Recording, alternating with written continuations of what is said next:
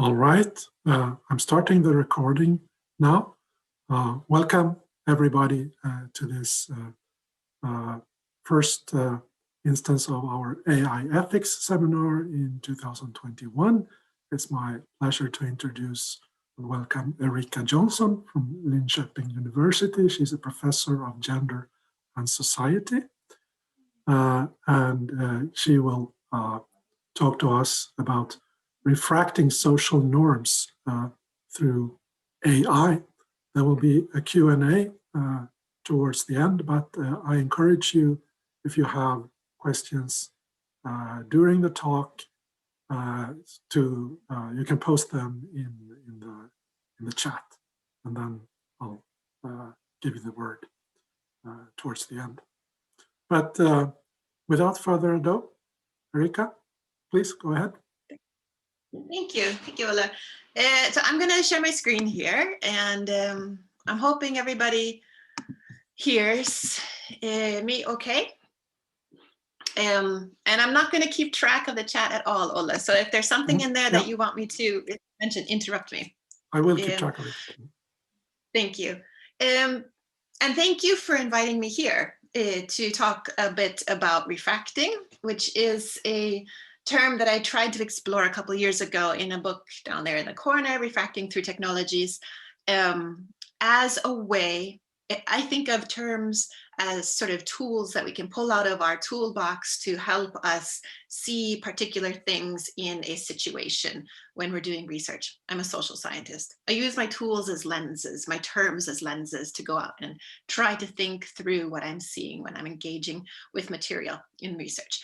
And this one, refracting, was a term that I ended up using to see and explain some of the shifts in identity or ontological existences that I thought could be articulated as technologies changed from one context to another. And that's what I'm going to be talking a little bit about today.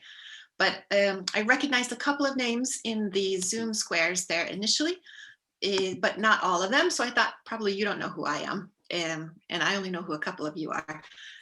So maybe it would be useful for you to know my theoretical inspirations before we go too far into this. Like Ulla mentioned in the introduction, I'm a professor of gender and society at TEMA, which is a thematic institution for thematic studies, Department for Thematic Studies, over at Linköping University. We're an interdisciplinary group department. And at the Department of Gender Studies, we are also extremely interdisciplinary. What this means for me is that I can find a home there, even though I have my academic background in a field called STS, or Science and Technology Studies, where I've done a lot of research on how or what happens when technology and society become extremely entangled. And then as we try to untangle that knot, or pick apart a knot, as Haraway would call it. And to do that, I've taken a lot of inspiration from the field of feminist technoscience studies, but I've used an awful lot of examples in my research through the years taken from medicine or medical technologies.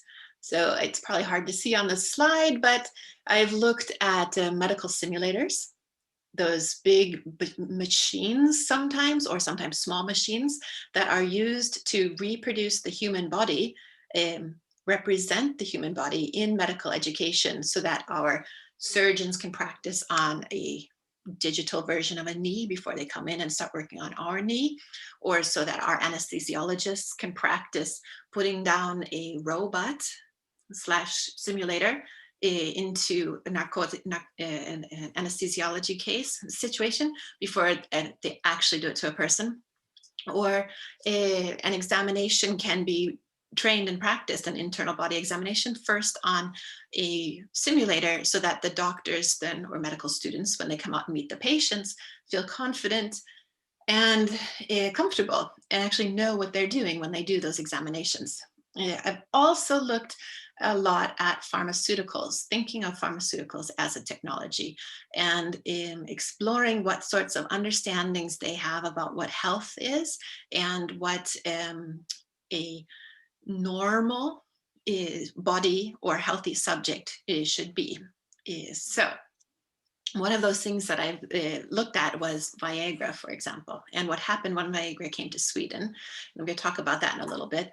But I've also looked a lot at other types of medications that are prescribed or treatments that are recommended for gendered bodies. So I've had a huge project recently that's just ending up on the prostate and what types of understandings of the prostate and what types of understandings of masculinity are produced through our treatments of and diagnoses of the prostate. So let's say those little books down there in the corner.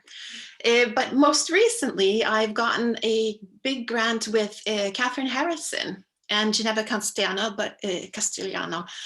in Uppsala to work on the ethics and social consequences of AI and companion robots. And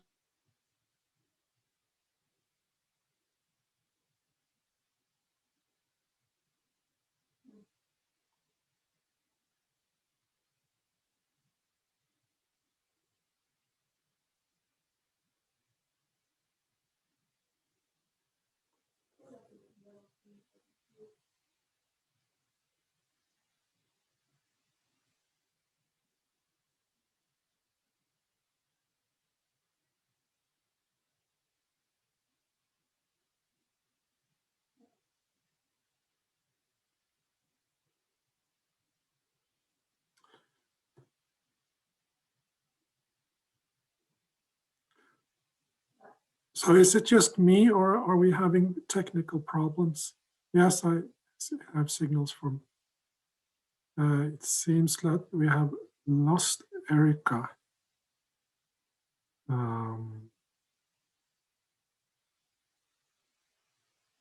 Let's see if she can come back.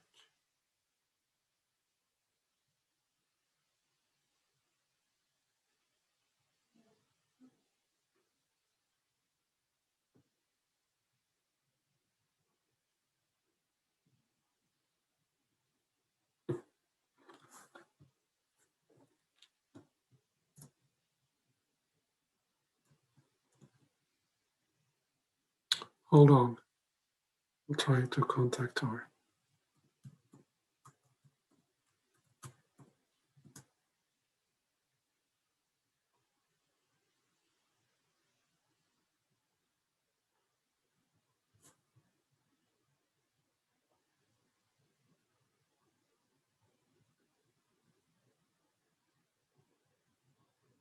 Recording here. Yep. Okay, go ahead. okay, so now I'll share the screen again and we'll see what happens.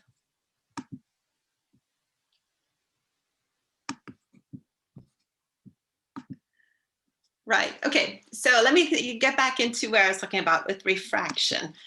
I kind of want to think of refraction as what happens when this is what it is from physics, when light goes through a prism, and of course it is divided into different wavelengths on the other side, and those wavelengths are then divided into parts of light that, a spectrum of light that are longer or shorter. Basic, easy physics metaphor, but what I'm trying to use it for is to explain what happens when a technology shifts context and in that new context starts to refract a completely different, or sometimes just partially different, discourse. And when I mean discourse, I mean that cacophony of texts and voices and images, advertisements, rule systems, social structures that are specific to a very contingent context. And that new discursive environment, when it's refracted through the technology, can sometimes become more apparent than it was before the technology arrived. So what I've seen in my work as I've followed medical simulators move from, for example, a North American context where they were designed and developed and then imported into Sweden and used in medical hospitals that have slightly different understandings of the body or slightly different understandings of the gendered subject, or slightly different understandings of the customer versus patient idea. These technologies have made those differences very clear. They've helped articulate the new values in the new the existing values in the new discursive context. The same thing happened with, for example, Viagra. So when Viagra moved from being a pharmaceutical that was being sold to a very particular, well, broad, but particular customer base in the US, and then moved to Sweden, it encountered a discursive space that not only had a slightly different understanding of masculinity, or masculinities in the plural, which we a lot of times will talk about, it also encountered a new context that had different social structures around it, a context that had different regulatory boards that worked in different ways, that were sort of in this point of limbo between being European regulatory boards or Swedish regulatory boards. It encountered a medical context that subsidized all prescription medicine initially. And it also encountered a context that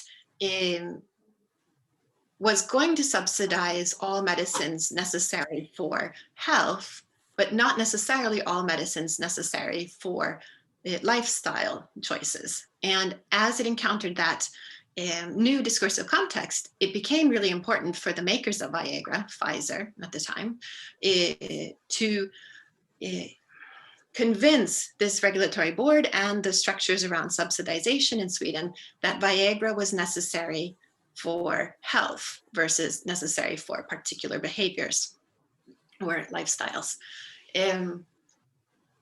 What we ended up seeing in the regulatory processes and the ensuing court cases that came after Viagra was first denied subsidy and then approved subsidy and then finally denied subsidy was that the government was able to, the government, widely painted, was able to decide that Viagra, the problem that Viagra was addressing, medically induced erectile dysfunction, was something that we in Sweden decided that we wanted to subsidize medication for. However, the other problem that Viagra was supposed to help with, so mild erectile dysfunction that occurred occasionally, was not something that the Swedish government thought that we should be using tax money to subsidize for.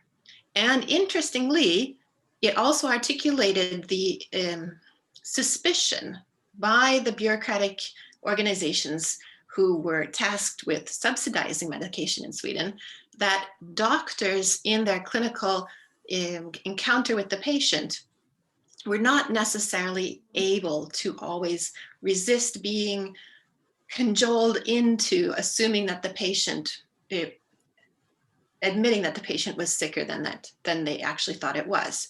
So the bureaucratic organizations in Sweden were really concerned that patients would come to the doctor and convince the doctor that the patient was experiencing severe erectile dysfunction rather than mild erectile dysfunction in order to get Viagra subsidized. And so the government decided not to subsidize Viagra and instead subsidized an alternative method of medical delivery, both a stick and a shot that could be used to induce an erection, but were not very pleasant to use. So would be subsidized, but probably would not be attractive to people who were only experiencing mild erectile dysfunction. This type of discourse, that engaged social institutions like pharmaceutical regulatory boards, as well as court cases, as well as doctors, and articulated the mistrust between these various actors, were all refracted through Viagra as it came from the North American context into the Swedish context. And I've got some pictures on the slide there from the Pfizer webpage at the time, this was like 10 years ago, that sort of helped to show how masculinity was being enrolled in the discussions around Viagra, but also very specific types of masculinity, relatively upper class masculinity with people out at their summer houses, older couples enjoying their their golden years together in very heterosexual ways, but also medical doctors.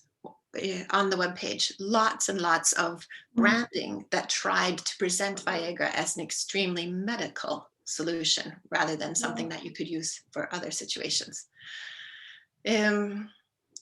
This shift in how Viagra became produced or thought of, and its way of trying to articulate whose interests were being focused around and through the drug as it moved into the Swedish context, was where I started thinking about using technologies as a way to help us articulate social actors, social institutions, and different social values that a technological artifact encounters and makes tangible in this new context as it moves from one place to another.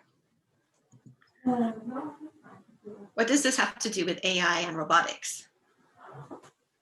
For me, and in the research that we're doing, it is a way, one of these tools in the toolbox, that a person can start thinking about what values and what social actors and what structural what structures exist, social structures exist in the new context as a technology moves in and doesn't take over necessarily, but is starting to be engaged or discussed or talked about. Something simple, for example, like robot lawnmowers. As they move in to Sweden and the market and the suburbs all over the country, I think what we can see is that they are helping us to articulate an already existing norm that we have about closely cut, manicured, and curated yards. In the discussions around these robotic lawnmowers, one can hear things about discussions about the quality of the grass, that they produced a lawn that has much less moss on it, has a very even surface.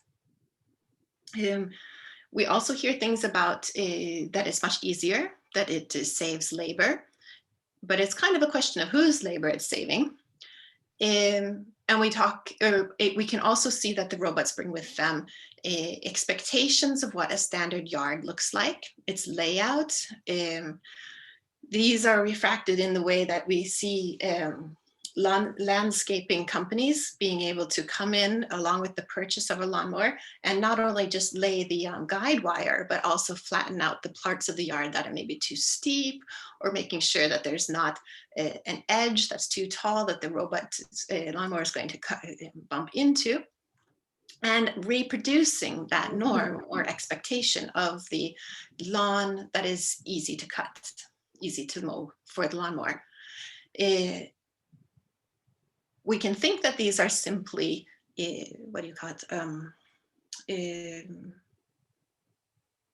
so beautiful or taste-related expectations and norms about our lawns. But if we think about our yards and what they've been used for, they are extremely political. There is a movement now to, for example, have bee-friendly wildflower pasture type yards. There's also been political movements to have, for example, the victory garden that we used to talk about during World War II. Having a manicured lawn has a political implication with it, because it articulates that value of the green, sort of flat yard look, rather than having a yard that's beneficial to something or someone else, us or the bees. We could use the same types of analysis to think about vacuum cleaners, these robot vacuum cleaners, these ones that are in most people's homes now. They themselves are articulating the importance of a clean floor, and that clean floor has a social context. Anybody who's read Utfödd barn about Maj up in Norrland knows that there's an awful lot of class and an awful lot of gender being done in our house cleaning practices in Sweden and in other countries. And when we see the robot coming in to take and replace some of that work that's being done, I think it's really interesting to start asking whose work is it reducing, whose work is it eliminating? At which point does a household or a family decide that the robot is useful And what is that person whose work it's replacing expected to do instead?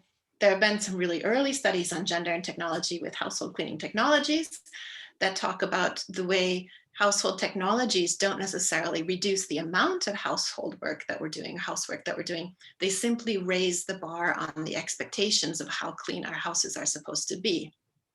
Or maybe they do reduce the amount of time that we put into housework.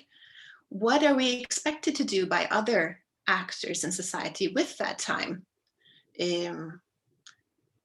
Which areas are we supposed to put that labor into? Which efforts are we supposed to be making it instead? And anybody who has one of these robots knows that they're quite noisy, but come with a timer so you can program them to run when you're not at home. But there's something about that that assumes that nobody is going to be home. What does that say about the assumed family dynamic in these apartments or houses where they're being purchased? That there's no small children at home with an adult taking care of them, no pets at home who might be afraid of it, no older people who are retired and don't have a period of time each day when they're gone when the robot could run, or maybe don't hear well enough to hear the robot running either. All of these assumptions about the use of the robot become really clear when we start to think through what it is doing and replacing and what's becoming visible, which discourses are being focused on it, and how they have different actors and different structures around them. Here's a picture of a robot that's more like what we think of as robots. I think the lawnmowers and the vacuum cleaners we're so used to now that we don't think of them as robots in our home environment. But during Corona, for example, there's been news reports, every now and then on YouTube and whatnot of robots who are being introduced into hospitals. This one here is one that the robot is called Xiaobao. It's from the Beijing hospital. There was a news report about it where it was seen in the news report to run through the corridors and enter into patient rooms in the Corona wards and work as a communication tool to go to the patient's bed and communicate with the patient either as a robot face, sometimes wearing a face mask, or as the doctors. So you can see that it's got a screen there, and the doctors were able to sit in another room and use this screen to sort of zoom in a way on the patient and talk with it. When I looked at these videos, it became very clear to me that there were only certain voices, actors, who were being allowed to speak or talk or comment on the usefulness of this robot. In this case, it was medical doctors and administrators at the Beijing hospital, and their concerns that they were expressing were very much related to their concerns as the labor leaders in those hospitals. They were concerned about the safety of their co-workers, the nurses and doctors who were on the ward, who were being exposed to the patients with the virus. And they were seeing the robot as a way of limiting the amount of exposure that existing doctors, human doctors and nurses, were being, how much of the virus they were being exposed to, how long they had to spend in each patient's room, how much risk they were being put at by working there. The same thing has been seen in a lot of the other videos about these Corona robots. They are being promoted as a way to interface with potential or proven Corona patients and thereby limit the potential for spread of the virus. I think it's really interesting that we're not hearing many patients' accounts of these robots. And I'm actually hearing very few actual doctor and nurses' accounts of them as well. It tends to be administrators.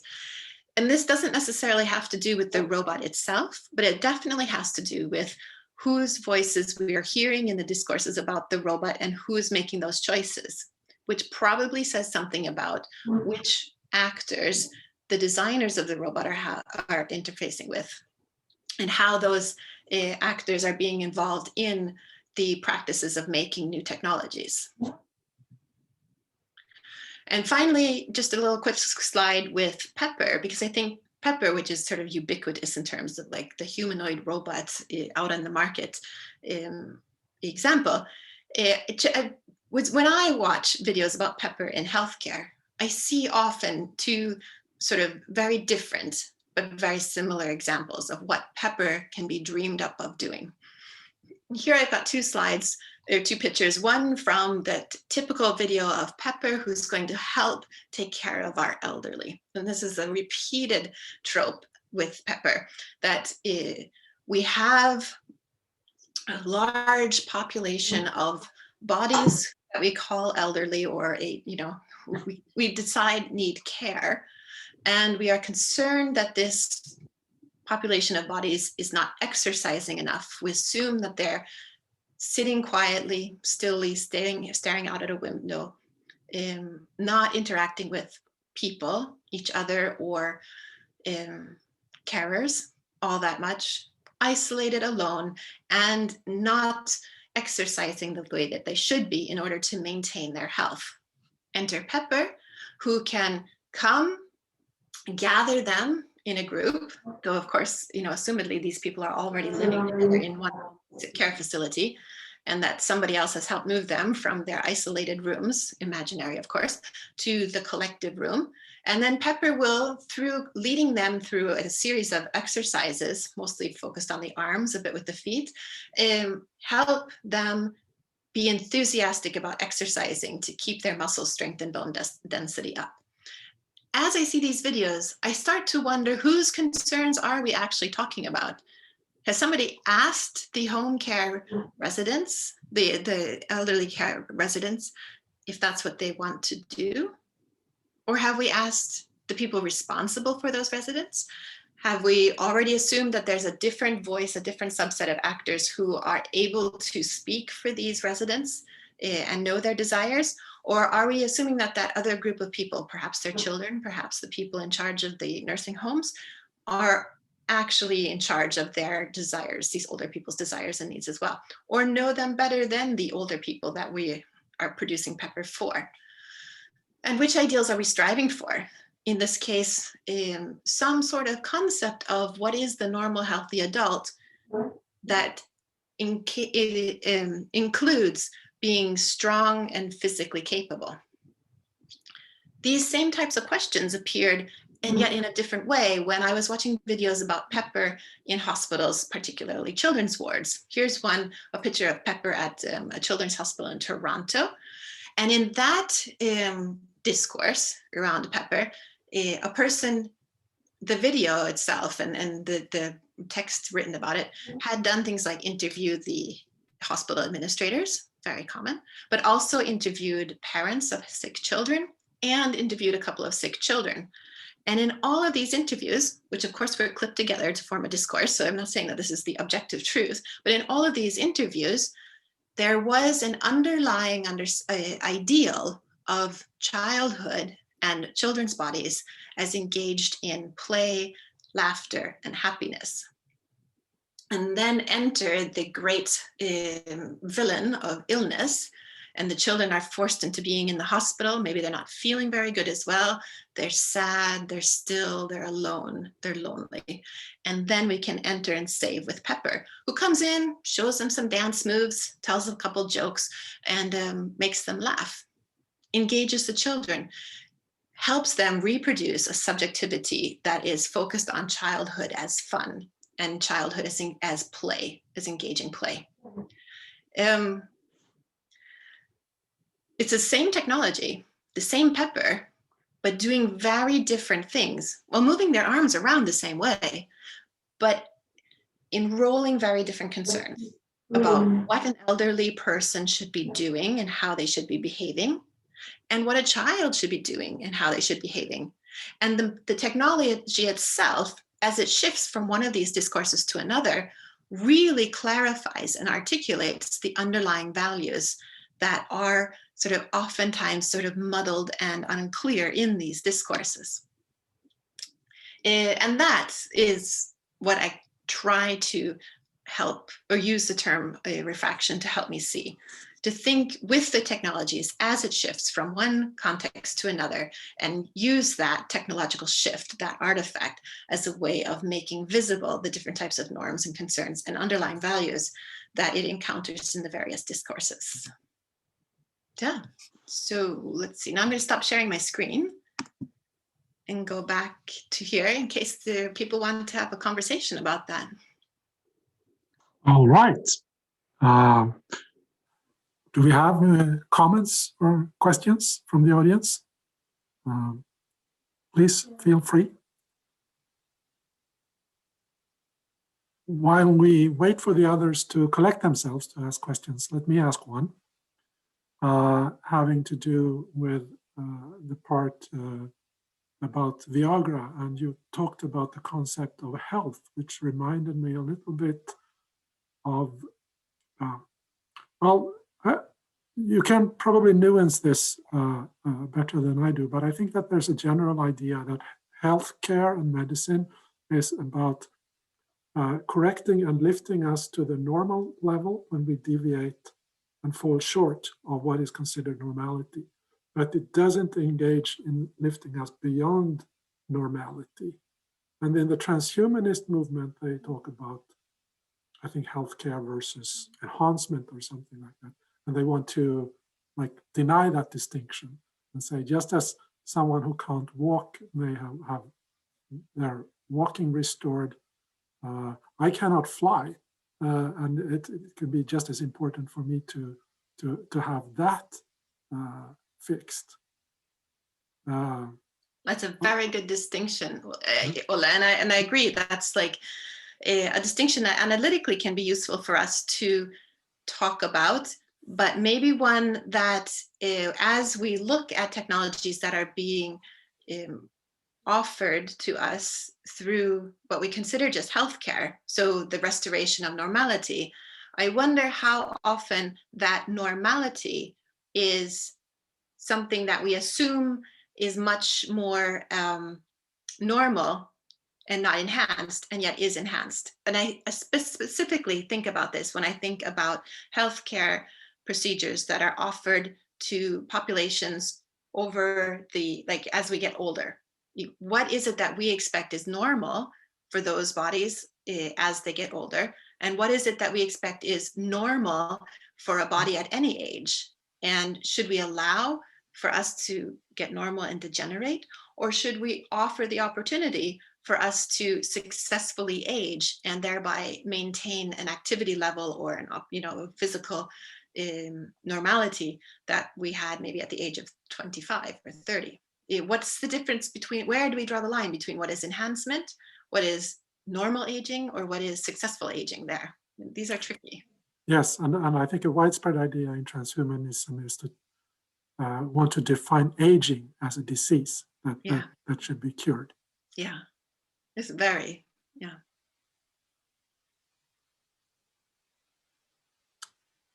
So, Jonas? Sure, thank you. Thank you, Ericka. I don't know if I have a well-formed question, but let me try. Do you see in your last two examples of the robots, is there a difference? The vacuuming robot seems to come sort of given a sort of set of values. You describe this as sort of the possibilities or the politics involved, versus the Pepper robot, which for me is more like a technology in search of a purpose. It's this idea of if you build it, they will come, trying to find what can you do with this in various settings. Or is it just because that is sort of ill-defined that you have those qualities with Pepper, rather than sort of this thing can do this, the vacuuming robot can do this one thing, and that sort of, now you have to reorganize your lives around this, remove carpets and clutter on the floor and sort of. Yeah. I think there is an element of that, definitely. I mean, we know what a vacuum cleaner robot is supposed to do. I agree with you, Pepper. I'm not quite sure, actually. But at the same time, when I've had conversations and interviews with people at various healthcare facilities about Pepper or similar robots, there is a recurring discursive trope. And I'm not saying it's a fact, but it's something that recurs in these conversations, which does engage a concern for the cost of labor, and more than that, a concern for the inability to find people willing to do certain jobs. And I can't see how Pepper is necessarily going to solve that one as such, Pepper, but other types of care robots are being presented as a solution to that. However, there's a really fantastic book by Jennifer, is it Hansen? I think she's an anthropologist in the US who looked at the introduction of robots or the development of robots in Japan. And she's really clearly articulated how their discourses, which are similar but slightly different about the introduction of healthcare robots, particularly, and elderly care robots specifically, it also play into a nationalistic idea of which bodies belong in the Japanese context and which bodies they don't want there, and that robots could prevent having to import these foreign bodies that would do the same job. And so yeah, I mean, it's Pepper, I don't know, but like those robots definitely having some sort of, they're definitely connecting on to conversations that are already underneath in terms of labor. We have a follow-up question from Gordana. Yes, thank you for the presentation and very interesting thoughts around technology. I was thinking in continuation to Jonas' question, I was interested in robots used for autism therapy and have some experience with autistic children and how they experience robots in their context. And I find it very exciting. Actually, even if you would see the situation, equivalent situation in the hospital or in the clinical setting with the autistic children and the robot, you would say, okay, here is now, or Pepper or some other robot, they just push it on the child just to do something with the robot. But actually children get really excited and they really like the whole thing with the robot and everything. And it's not like an alternative to the doctor. Mm-hmm. It's completely different toy. It's a different thing. So yeah. How would you see this? I see that as something extremely exciting. I've seen little bits of it here and there, and I feel like in those situations, something else is happening than what I see in a lot of other uses of the robots for healthcare. And I don't have a background in it yet, but we're trying to design a part of our study that will be looking at that, because I think it's, among other things, starting to articulate understandings of social interaction that maybe are more relevant in certain contexts than in other contexts. And I find that really exciting, because that type of social interactions, whether or not we have a robot in there, is a different way of interacting. And I find it interesting to think through how we can articulate what that is for even for other people and for humans as well. It's, yeah, really exciting. Thank you for bringing that up. Thanks. Yeah. Do we have further questions? Ulrika has a question. Yes, I'm coming from the teacher educational area in the field, and I'm doing my study. I'm a PhD student, and I'm doing my study on technology education. But since I'm coming from a teacher background and also have a slight passion for robots, I joined this seminar today because I'm very curious. And I'm thinking about the whole, since in teacher education, there's a lot of talk about wanting to have robots in school, which is very interesting since we have a lot of trouble just doing the distance learning thing now, but that's a bracket. And I think it's very interesting, both on the topic of autism, because we often want to put robots in school to handle kids with autism, but it's a spectrum. So that's, I mean, how are you gonna, well, anyway, but I think it's very interesting also because it tells you something about the value of the teacher. and what is a teacher, and what does it mean to put a robot in a classroom, and the children are just seen as empty vessels just to be filled with this knowledge from this robot, and how is it going to interact with the pupils in the classroom. So I think it's very, very interesting how, because I'm sensing, and this is not my field, so I could be totally off now, but I'm sensing also that there's a lack of discussion of the value of the robot and the teacher, what is a teacher and what is a robot, and in this case. So, yeah. I totally agree. And I think this is a conversation that we need to be having more in depth.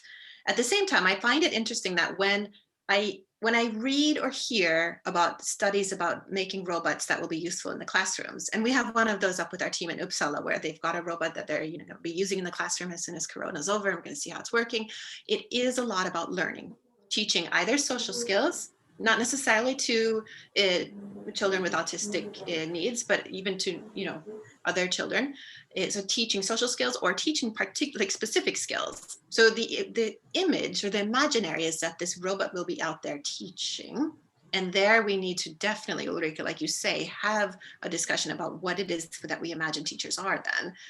But when I talk with my daughter who goes to second grade here in Sweden, they have a robot in their classroom, but it's specifically used for 2 children who have difficulty sitting still and controlling their anger. And those 2 children get to sit with the robot and pet the robot cat. So it's like a robot cat. And it's exactly the same robot that we've seen in our research being used for the elderly, for people in homes with dementia care, who have people who are dealing with anger and feelings that are being expressed in ways that are considered inappropriate. And then they can be using this robot cat to pet and calm down and connect to, and then having it as something that helps make everything calmer in the room, be that a classroom or the elderly facility. And I think these are very different uses of a robot. And yet they could still both be categorized as robots in the classroom, and could also maybe be categorized as replacement of part of the labor that we have already paid for in the classroom. Because I know that they used to have 2 assistants in that classroom, 2 human assistants to take care of the children who needed special help. And now they have 1, but they also have a robot cat. I haven't been part of these conversations. I don't know, but I find it interesting to think how the ideal of the robot is presented in the classroom as something that assists the teacher, but maybe is sometimes in reality being used for something else, perhaps better. I mean, I think it's problematic to think of a robot replacing a teacher, but that's me. We have a reflection from Teresa. Yes, actually, you just said everything that I was thinking about, using robots as a complement, for example, with dementia patients and other cases too, where maybe as a person taking care of dementia patients wouldn't have the time to sit and keep the person calm that long, because they have other tasks as well, while this person might need just like petting a cat for hours might be good for some people. And in these cases, a responding robot cat would be a really nice thing, because it wouldn't really grow tired of being petted. It's a robot. Yeah. And if the person decided to hurt the cat robot, it wouldn't hurt an actual cat. Exactly. Yeah. And still the cat could respond like, oh, you are being a little bit too rough, and the person could learn, but still not hurt. Yeah. Yeah, I think this is these things lift so many questions about how we interact and how we interact with technology. And I think this is one of the things that we theoretically from feminist technoscience studies try to engage, is an understanding of technology as just one element of the entanglement that we have with our human, our technology, and then where in this relationality between it that forms between these, or amongst or betwixt these, we can start to think of the robot or the person, and how we can make that divide or cut between what is robot and what is human. Oh, thank you for bringing that up, Teresa. A question from Anna. Yes, thank you, Ericka. This has been really interesting to hear about your thoughts about this. We are starting a project working on gender and energy use, and in that we would like to work a little bit with technology design, etc. And thinking about this, the work you've done with robots, but also the work you've done with other technologies and pharmaceuticals. I'm interested in the role of the designers, actually, or the tech designers, and their interaction with users. In the sense, like all of these things that you're talking about, the discourses and the ideas of how people should be, which types of users that they envision. Can you talk about how designers think about this that you have encountered? Like, do they have very preset norms that they need to work towards? Are they engaging in these kinds of questions that you are talking about, or do you come in more like an alien talking about these things? Or how, like, can you talk about have you seen that in your research? Yeah. Okay, so my research is limited, but I do find that designers talk to and design those needs that are paying them. And I wouldn't expect them to do something else. But when I encounter, for example, the norm critical design teams down in Halmstad who get research grants to do norm critical design, they of course are articulating, listening to users, finding users, and re-articulating values presented by those users or norms presented by those users in a different way than what happens when I do interviews, for example, with medical simulator developers who are talking about patents and talking about validity and talking about commercialization, because those are the three points of interest for them.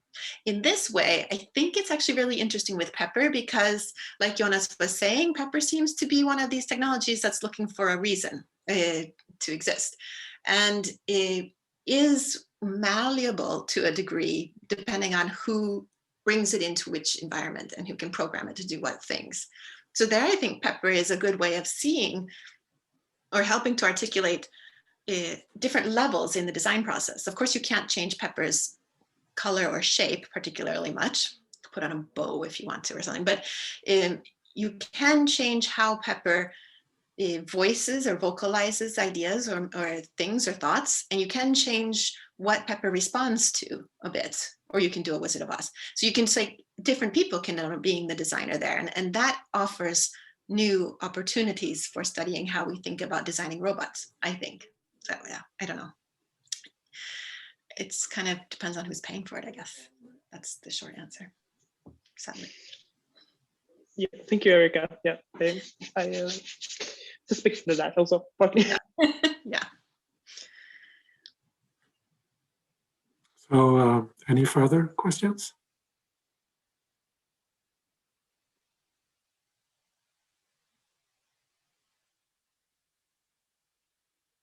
Well, if not, I think this has been a very enlightening session. And I think that most of these discussions have had at its core the relation between humans and machines. And that is something that we really need to think much more about.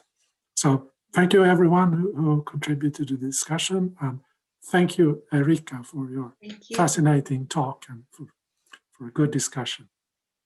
It was really an honor to be here. I'm really grateful to all of you for listening. Thanks a lot. And feel free to email me if something comes up that you want to chat about later. And maybe we can have you back at some later time. It'd be great. Maybe I'll have some results from our new robot study. All right. Thanks, everyone.